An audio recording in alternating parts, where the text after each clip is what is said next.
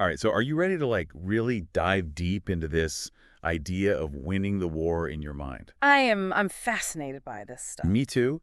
And today we're going deep on Craig Groeschel's book, Winning the War in Your Mind. Yeah. Have you had a chance to check it Oh out? yeah, I've read it a couple times actually. Okay, cool. So for those who haven't read it, he's essentially making the argument that the direction of our lives Mm-hmm.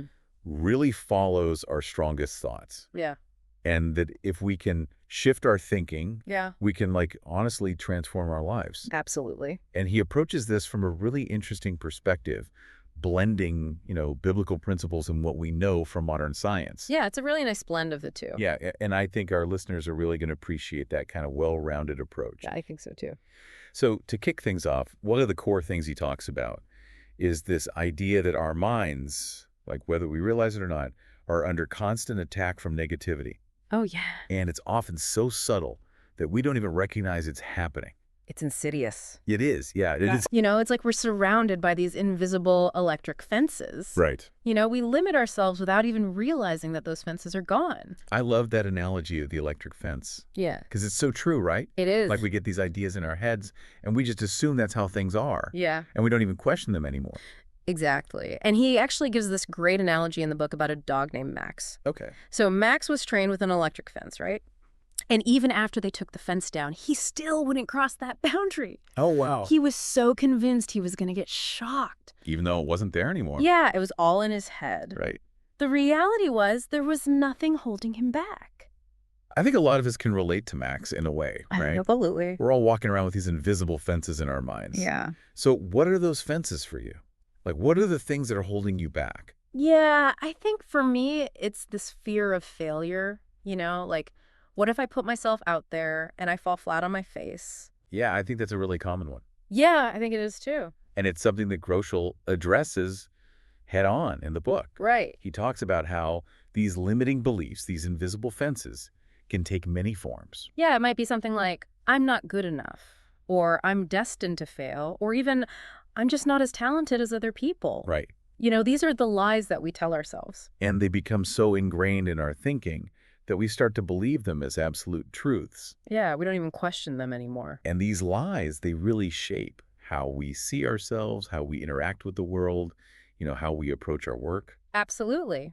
And they affect our relationships. Right. They affect our decision-making. They can even affect our physical health. Absolutely. Groeschel actually shares a personal story in the book about struggling with this lie that his worth was based on other people's opinions. Yeah. And it led him to become a people pleaser, constantly seeking validation and approval from others. I can see how that would be especially challenging for him, being a pastor, where you're constantly in the public eye. Oh, absolutely. It's like you're always under a microscope. Yeah. And I think it's a trap that we all fall into to some extent, right? Totally. Yeah. We all want to be liked. We want to be accepted. Of course, it's human nature. Right. But the problem is when we build our identity on the opinions of other people, we give away our power. Yeah, that's so true. And Groeschel really emphasizes that true freedom comes from grounding our worth in something much more solid. Something unchanging, something unconditional. And I think that's what really drew me to this book in the first place. Me too. It's not just about positive thinking, right? Yeah. It's about grounding our thoughts in something that's actually true and real. Absolutely. So how do we actually do that? Yeah. How do we break free from these limiting beliefs? Right. It's one thing to recognize them, Yeah. but how do we actually dismantle those invisible fences? That's the million-dollar question. Yeah. And Groeschel gives us a very practical two-step process. Okay, I'm all ears. First, we have to identify the specific lies that we're believing. Okay. Then we replace those lies with truth. Okay, that makes sense. Right. It sounds simple enough, It does. but it's probably easier said than done. Right, because these beliefs, they can be so deeply ingrained in our thinking. Oh, wow. It's almost like trying to reprogram our brains. It is. It's exactly like that. And that's where Groeschel introduces this really interesting concept called determining declarations. Oh, I like that. Determining declaration. It's about writing down, speaking out loud, and meditating on biblical truths until those truths become part of our core belief system. So it's not just about passively reading the Bible or hearing a sermon. Right. It's about actually taking those truths and making them personal. Yes. It's about actively engaging with them, declaring them over ourselves. That makes a lot of sense. And it's interesting because there's actually a scientific basis for why this technique is so powerful. Oh, yeah. It ties into how our brains work, specifically something called neuroplasticity.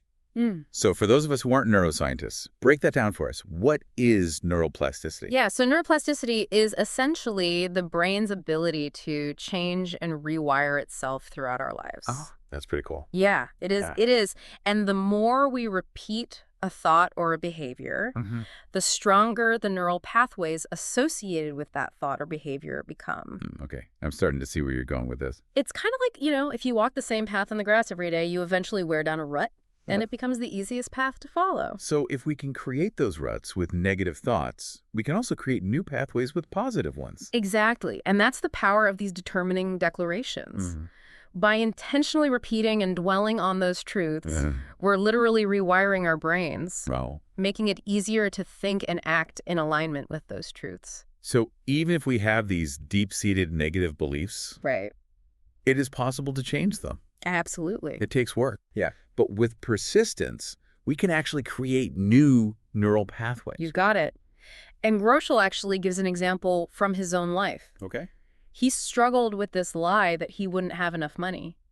Oh, wow. That's relatable. Even though he believed in God as his provider, Yeah. and this fear, this lie that he was believing actually impacted his family. Oh, wow. It caused tension and stress, especially for his daughter, Katie. That's a good reminder that our thoughts don't just affect us, right? They have ripple effects on those around us. Absolutely. So overcoming that fear of lack took intentional effort for him. Yeah. He had to consistently remind himself of God's faithfulness, of his provision, until that truth took root in his heart and his mind. It sounds like a daily battle, right? It is. It is a daily battle. And it's not just about individual effort either. Okay. We also need to be aware of something called cognitive biases. Okay, now that's a new term for me. What are cognitive biases? Yeah. So cognitive biases are essentially mental shortcuts that our brains use to process information quickly. Okay. But sometimes those shortcuts lead to distorted perceptions of reality. So it's like we're seeing the world through a filter. Yeah, exactly. It's like looking through a pair of glasses that color everything we see. Okay, I'm starting to get the picture. Can you give me an example of how that might play out in real life? Well, yeah, absolutely. So imagine two people attending the same church service. Okay. One person walks in already believing that all Christians are hypocrites and that megachurches are just money-making schemes. The other person goes in believing that God can work through any church, big or small, and that people are imperfect but trying their best. Okay, so they're coming in with completely different mindsets. Right. They both experience the same event, the same sermon, the same music, but their pre-existing beliefs, their biases, shape how they interpret everything they see and hear. So they might walk away with totally different impressions of the same event. Exactly. And it's not just about church, right? These biases can affect how we view everything and everyone. It's like we're all walking around with these different sets of lenses. Yeah. And another example Groeschel gives is how our relationships with our fathers often influence how we view God. Oh, that's interesting. Yeah. So if we had a loving and supportive father, we might see God as this benevolent protector. But if our relationship with our father was strained or absent, we might struggle to see God as a loving and trustworthy figure. Yeah, that makes a lot of sense. Our early experiences, even if we're not consciously aware of them, can really impact how we interpret the world around us. It's like those experiences shape the filter through which we see everything. Exactly. And these biases, they're not always negative. They can be positive too. Okay. But the key is to be aware of them and to recognize how they might be influencing our thinking. So we have these limiting beliefs, we have these cognitive biases that can distort our perceptions, and it's all happening in our minds. Right. What are we supposed to do about it? Where do we even begin? That's a great question and a perfect place to pause for now. Okay, sounds good. So listeners, make sure to tune in next time when we'll continue our deep dive into winning the war in your mind. We'll explore Groeschel's concepts of reframing and pre-framing. And discover some practical strategies for shifting our perspectives and overcoming those negative thought patterns. See you then. So last time we were talking about all these invisible fences and these cognitive biases, and it kind of left me feeling like, well, are we just stuck with these things?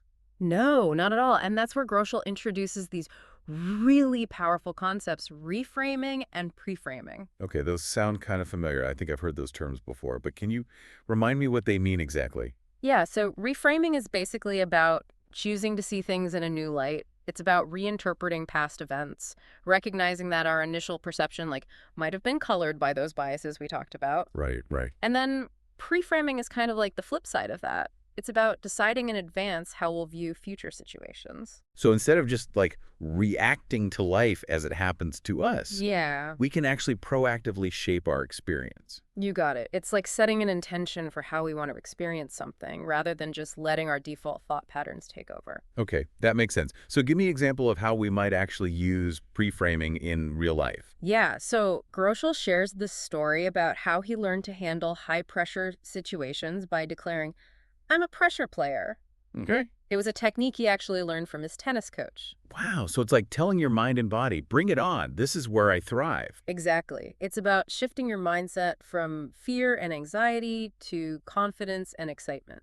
I love that. It's like pre-gaming your mental state. Yeah, and he says it really works. Okay, so that's pre-framing, but what about when we're dealing with past experiences, especially those really painful ones that have left us feeling kind of, hurt or disillusioned? How do we reframe those? Yeah, that's a great question, and Groeschel actually encourages us to thank God for what he didn't do. Wait, thanking God for things that didn't happen. I've got to admit, that sounds a little counterintuitive. It might seem strange at first, but think about it this way. Sometimes what we perceive as a missed opportunity or a closed door might actually be God's protection Okay. or his redirection. So it's like trusting that God has a bigger plan, even when we can't see it. Exactly. And sometimes it takes looking back to see how those seemingly negative experiences actually led to something good. Okay, yeah, I can see that. Groeschel calls this collateral goodness. It's about recognizing that even difficult or painful experiences can have positive consequences, like unintended benefits that we might not see at the time. Okay, that makes sense. Yeah. Could you give me an example of what that might look like? Like, what would collateral goodness look like in someone's life? Yeah, absolutely. So imagine someone loses their job unexpectedly, right? It's a huge blow, and they're understandably devastated. Right. That's a really tough situation. It is. But then that job loss forces them to reevaluate their career path.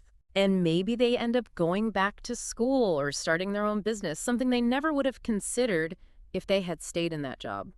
So what felt like a setback actually opened up new possibilities. Exactly. And it's not about denying the pain or minimizing the struggle. It's about choosing to look for the good that can come out of difficult situations. That makes a lot of sense.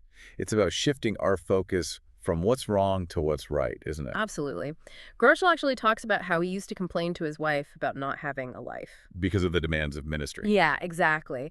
He was so focused on what he felt he was missing out on that he couldn't see all the good that was right in front of him. It's so easy to do that, isn't it? Like, to get so caught up in what we don't have that we forget to appreciate what we do have. It is. Yeah. And in his case, his wife, Amy, finally called him out on it. Uh-huh. Good for her. She reminded him of all the blessings in his life, his family, his ministry, the impact he was making. It was a wake-up call for him to start counting his blessings. Yeah, sometimes we need that outside perspective to help us see things more clearly. We really do. It's so easy to get stuck in our own heads and just lose sight of the bigger picture. This whole idea of shifting our perspective, it kind of reminds me of those magic eye pictures. Oh, yeah, I remember those. Those seemingly random dot patterns that, if you look at them just right, Yeah. suddenly reveal a 3D image. It's like your vision shifts, and you see something completely different than what you initially perceived. Exactly. And that's what Groeschel is talking about. He says we need to develop those magic eyes of faith. Magic eyes of faith, I like that. That ability to look through our circumstances, not just at them. So instead of getting bogged down by those surface level challenges, Right. we can actually choose to look for that deeper meaning, like the hidden hand of God at work. Exactly. It's about trusting that God is always working for our good, even when we can't see it. That makes a lot of sense. But what about those times when we're feeling just completely overwhelmed by anxiety and fear? Yeah, that's Well, wrong. how do we win that mental battle when our emotions are just running high? Well, first of all, it's important to understand how our brains work. We have this built-in alarm system called the amygdala. The amygdala. Yeah, which is designed to protect us from danger. Oh, right, like the fight or flight response. Exactly. And while the amygdala serves a vital purpose, it can also work against us. How so? Well, It's not always accurate in assessing threats, Mm. and it can send us into panic mode over things that aren't actually life or death situations. So it's like our brain is hitting the panic button when it doesn't really need to. Exactly. And that's where our prefrontal cortex comes in. And prefrontal cortex, that sounds important. It is. It's the more rational, logical part of our brain that can Hmm. help us to assess situations more objectively and make, more informed decisions. So it's like a battle between our emotional brain and our rational brain. In a sense, yes. And when we're feeling really anxious or fearful, it's like our amygdala is hijacking our prefrontal cortex. Okay, so how do we get our prefrontal cortex back in control? Well, Groeschel suggests some really practical strategies for calming down that inner alarm system when it's going haywire. Okay, I'm all ears. What are some of those strategies? Like, what can we actually do when we feel that panic rising? The first thing is to simply identify the specific thing that's triggering that fear response. Like, name it. Just say it out loud. Yeah, bringing awareness to what's happening can often help to de-escalate the emotional intensity. That makes sense. It's like you're shining a light on the fear, taking away its power. Exactly. And then you challenge those fear-based thoughts. Okay, how do we do that? You ask yourself, is this really a threat? What's the worst that could happen? What evidence do I have to support these fears? So instead of letting those anxious thoughts spiral out of control, we can actually stop and question them, put them to the test. Right. And often when we examine our fears more closely, we realize they're not as rational or as dire as our amygdala is making them out to be. Right, it's like our emotions are blowing things out of proportion. Yeah. And in addition to challenging those thoughts, Groeschel also emphasizes the importance of shifting our focus from the problem to God's presence. Ah, yes, that reminds me of something we talked about earlier, the power of praise. You got it. It's about choosing to focus on God's goodness and faithfulness, even when our circumstances feel really overwhelming. And he actually shares a personal story in the book about struggling with anxiety over the demands of, creating content for his ministry. Hmm. He was feeling completely paralyzed by the pressure. Yeah, it's a common struggle for creative people. It is. But what happened? How did he get unstuck?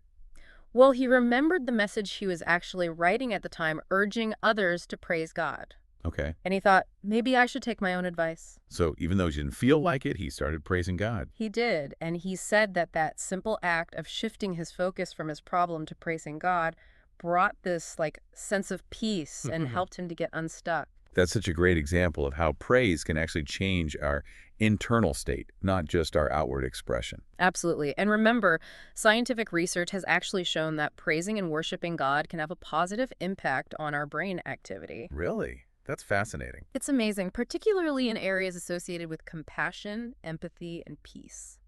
Wow. So we're literally rewiring our brains for greater positivity and well-being when we choose to praise God. That's right. And it's not just about feeling good either. It's about aligning ourselves with God's truth and his power. Okay, so we've talked about reframing, pre-framing, understanding our brain's alarm system, shifting our focus to praise. It's a lot to take in. Is there anything else Groeschel offers in terms of, tools for winning the war in our minds? Yeah, there's one more powerful tool I want to share, and we'll dive into that right after the break. So we were just talking about that one powerful tool. Yeah, the one you were going to tell us about before the break. Yes, it's this thing that Groeschel calls the God box. The God box. Okay, I'm intrigued. What is that? It's pretty simple, but really powerful. Basically, you get a physical box, any kind of box will do. And when you're feeling worried or anxious about something, you write it down on a piece of paper and you literally put it in the box. So it's like a symbolic act of surrendering those worries to God.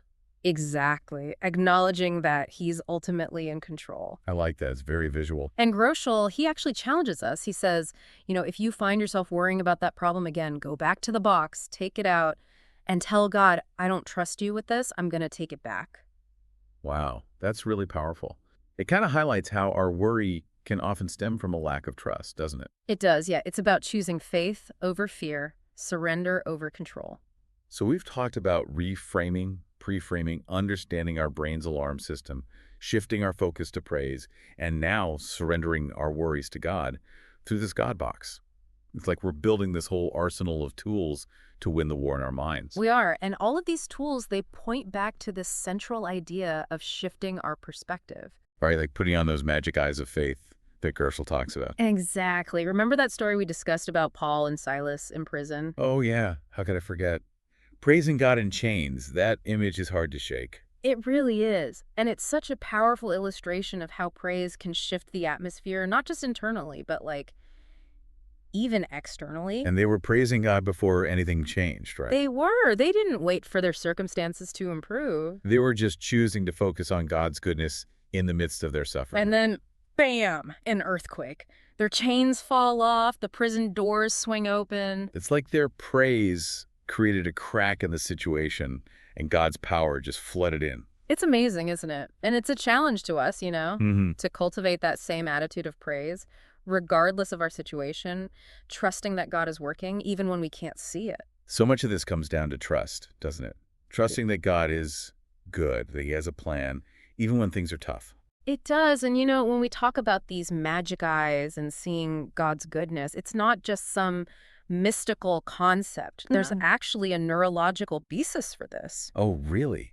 Tell me more. When we focus on gratitude, on positive emotions, it literally changes our brain chemistry. Wow, that's fascinating. Yeah, research has shown that practicing gratitude can increase levels of dopamine and serotonin. Those are the feel-good chemicals, right? They are. They're neurotransmitters that are associated with happiness, well-being, and a sense of reward. So it's like we're actually rewiring our brains for greater happiness when we choose to focus on what we're grateful for. Exactly. And it's not just about feeling good either. It's about aligning our thoughts and our emotions with God's truth, with his power. It all comes back to that, doesn't it? Aligning ourselves with God. It really does. So as we wrap up our deep dive into winning the war in your mind, Yeah, this has been so insightful. I want to leave you with this challenge. Cultivate those magic eyes. Practice looking through your circumstances, not just at them. Look for God's goodness, even in the midst of challenges. Choose gratitude over negativity, faith over fear. And remember, you have the power to win the war in your mind. And when you do, it will transform every area of your life. It really will. So until next time, keep exploring, keep growing, and keep diving deep.